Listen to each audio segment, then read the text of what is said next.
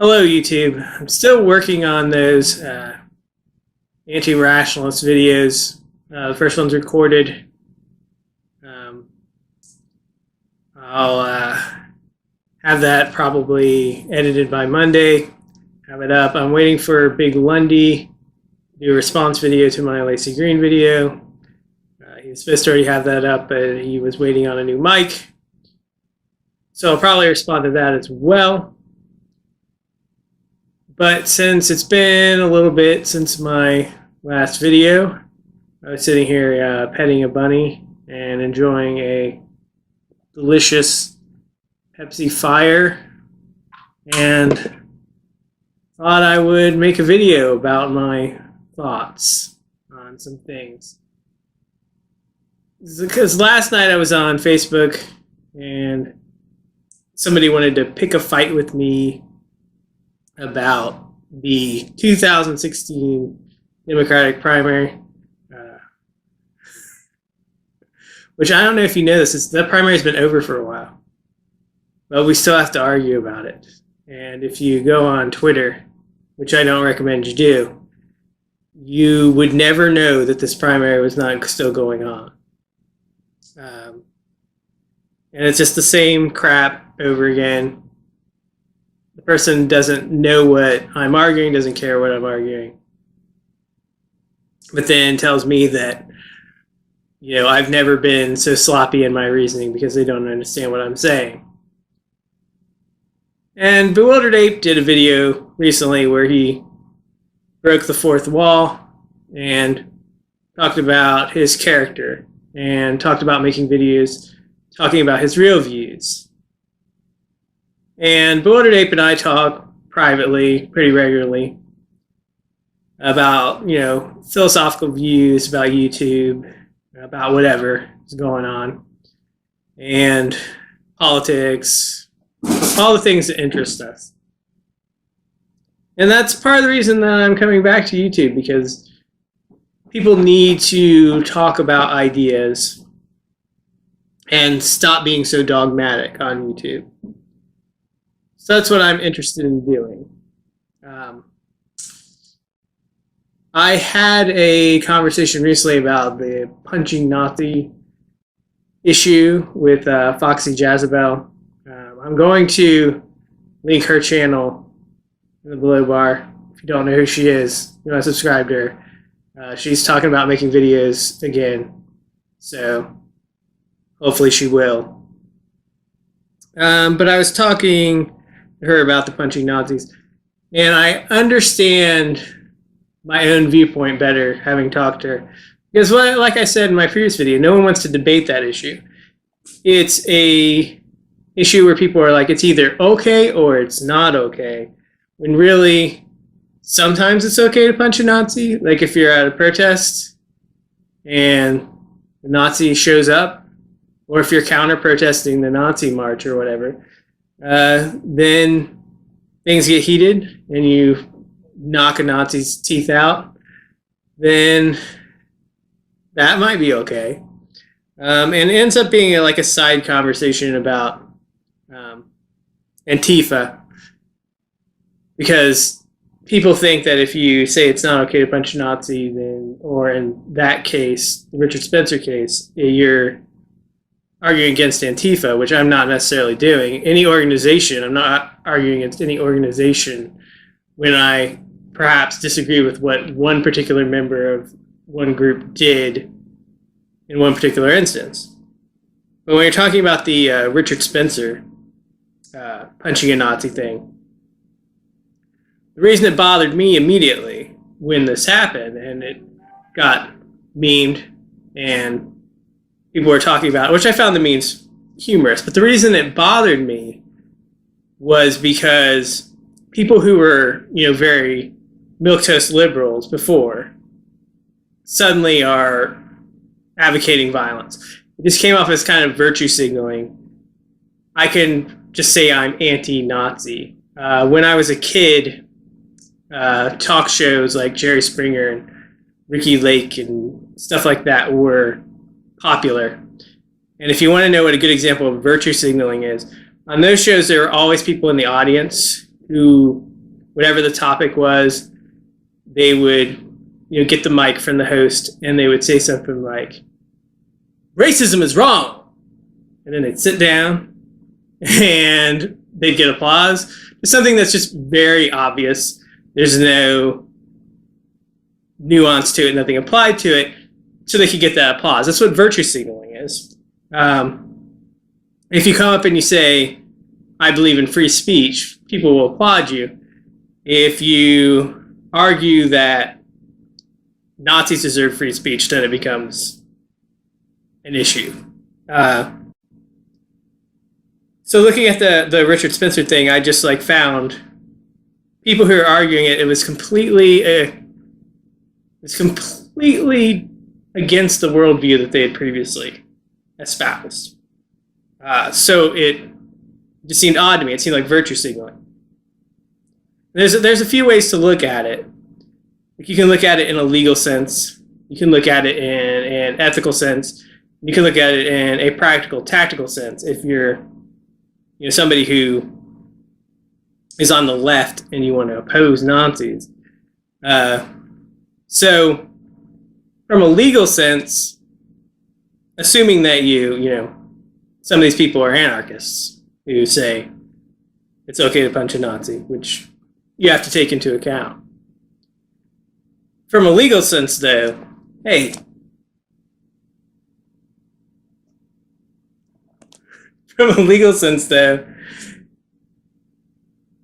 hard to defend because let's say the Nazi gets arrested by the cops. The cops take him in the lockup and decide to beat the shit out of him because they don't like Nazis. And police brutality is a problem, and cops do stuff like that all the time. It's never right when they do it. So, from a legal standpoint, it's hard to defend the idea that you can always punch a Nazi. There's the issue of vigilante justice, which I'm very much against. And sometimes in arguments with people, I'll bring up something like Bernard Goetz or George Zimmerman. Those are people who basically vigilante justice against black people and had no repercussions because of it. So I have an issue with people advocating for vigilante justice in general. It's not necessarily logically consistent all the time, but when people advocate for vigilante justice, I have a knee-jerk reaction against it for a number of reasons. And when you're talking about ethical implications, it seems like a straight-up deontological versus consequentialist argument. Like the people who say you can punch Nazis are making a consequentialist argument. The people who say you can are making a deontological argument. The people who are championing free speech as a argument are making a deontological argument. It's an argument based on principles, not on consequences. When you talk about this, too, it's very different to talk to somebody who is more likely to be the victim of violence from a white supremacist. So when you're talking that conversation has that element to it. Like me personally, I'm in an interracial relationship. There are 2 biracial children who live in my house. Like, it's personal to me in that level, but it's not personal to me in that when I'm walking around by myself, and the city I live in, Seattle, does have neo-Nazis who stick their propaganda up around the city. If I see some of that just out there, it is very unsettling to me, but I don't fear for my life immediately when it happens. Which I might if my girlfriend saw that, she might fear for her life immediately. So there's that element to it. When I was looking at it as a straight deontological versus consequentialist argument, it made sense to me from that direction, but is that the only way to frame it? I did not like people making the World War II analogies, because obviously when you're talking about World War II, and I think a lot of, even someone as vile and racist as Atheism is Unstoppable, he picked up on this and made an argument that this was ridiculous. Because then you have to think about historical context, things like that. And I saw some memes, it was memes of quotes from soldiers during World War II about killing Nazis. And one of them was someone who was saying, I kill Nazis because Nazis will hurt innocent people, women and children. And so an only good Nazi is a dead Nazi. And I tweeted at this person and I said, we killed innocent people during World War II too, to stop the Nazis. Dresden. And then at the end of the war, we dropped 2 bombs on Japan and killed civilians. So that's probably not the best analogy to make. That concerned me. And my ethics on that and concerns about that, I made 2 videos about Tarantino movies, Inglourious Basterds and Django Unchained. And I have ethical reservations about Inglourious Basterds, but not about Django Unchained. So the differences between those 2 movies illustrate where the line is for me. In terms of violence. But it's not a black and white issue, is what I'm saying, as we're going through this. And when you get to the tactics question, I realized a lot of the people who are in favor of punching Nazis or punching Richard Spencer in that particular case, they are very against giving them any kind of platform, letting them speak, debating them, too, which makes sense. If you're for punching them in the face, you probably don't want to debate them. But the argument I made is punching Richard Spencer made him more famous. It gave him access to platforms. That's why he's, sitting down with Charles Barkley and being interviewed more. Because when I first heard of Richard Spencer, it was when, he was making the Nazi salute and praising Trump. And I just said, what a buffoon. And it made Trump look bad. And I didn't even remember the guy's name afterwards. It was what a buffoon this guy is. After he got punched, I not only knew his name, but he was in a situation where he got sucker punched. People saw it everywhere. Certain people were horrified by that. And some people who are moderate or even left-leaning can be easily manipulated in that way. They can even think that violence by the state against protesters and minority groups is justified because they fear violence, because the media manipulates it. So that was an issue with me. But I see a contradiction in sometimes I argue in terms of extremists like MRAs and neo-Nazis, just let them speak. You don't need to give them a platform. You don't need to debate them, but just let them speak and they'll hang themselves. And perhaps they'll convince people who are on the edge of being that kind of person anyway, but what could you do with that thing anyway? Just let them speak. And I'm not super comfortable saying that as an absolute. It's just sometimes I feel that way and sometimes I don't feel that way. I go back and forth. But there's a contradiction in me feeling that way sometimes about it, and then me making that argument, I think. Because perhaps it's even better that Richard Spencer speaks and people hear him speak because it makes it clear what a vile person he is. You could make that argument. So him getting punched and becoming more famous isn't necessarily a bad thing. But I think the people who usually advocate for punching him and defend punching him are the kind of people who would disagree with that argument.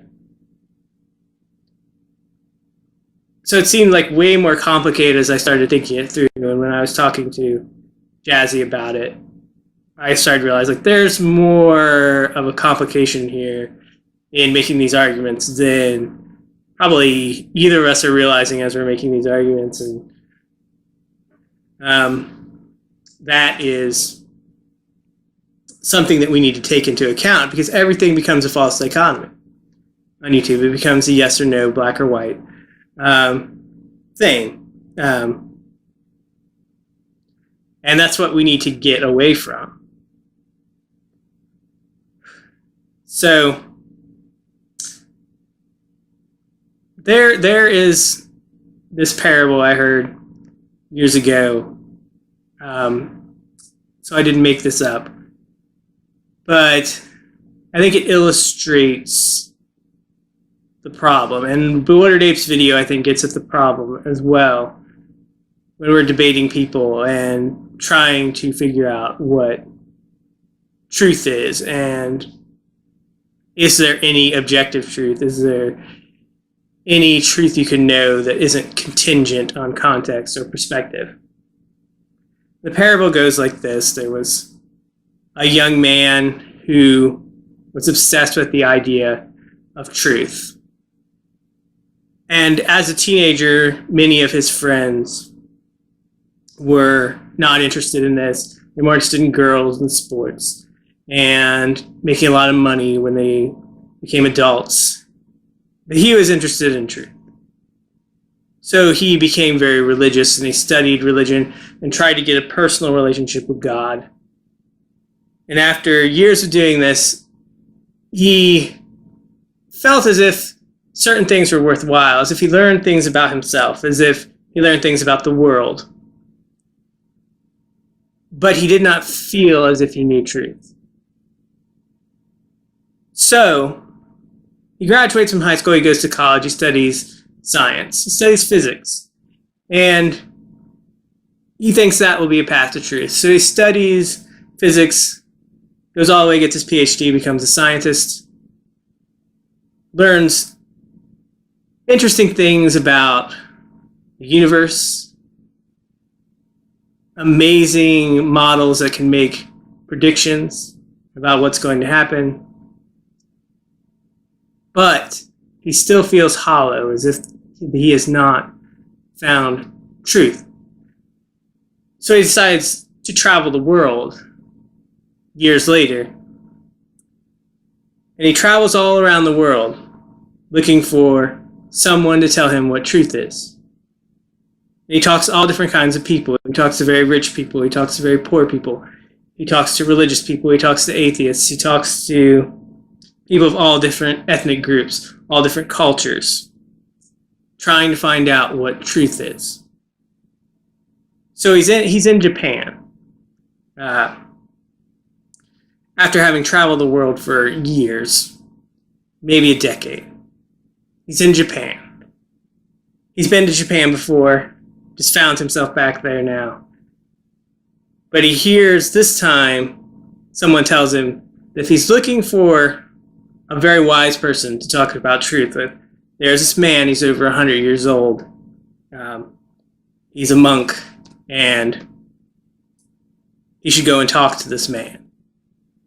So he decides to go and talk to this man, and he finds him. And he says to this man when he finds him, he's meditating.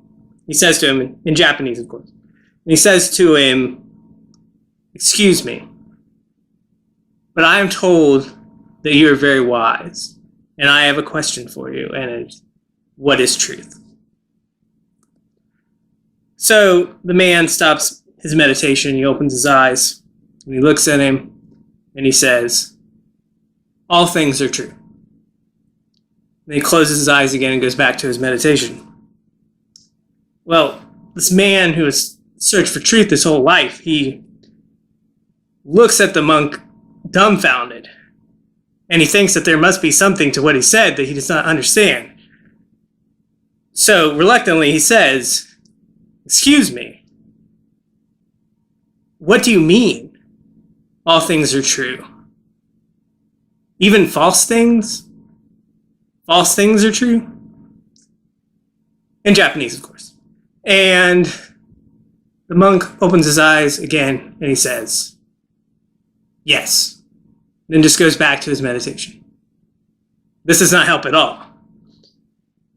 The man who has searched for truth his whole life is very agitated by this. But he doesn't want to be disrespectful to this man. He wants to gain his wisdom. So he says to him, how can this be? How is it possible?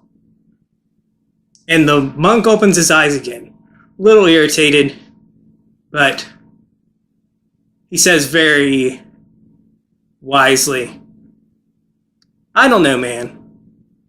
I didn't do it. Think about that.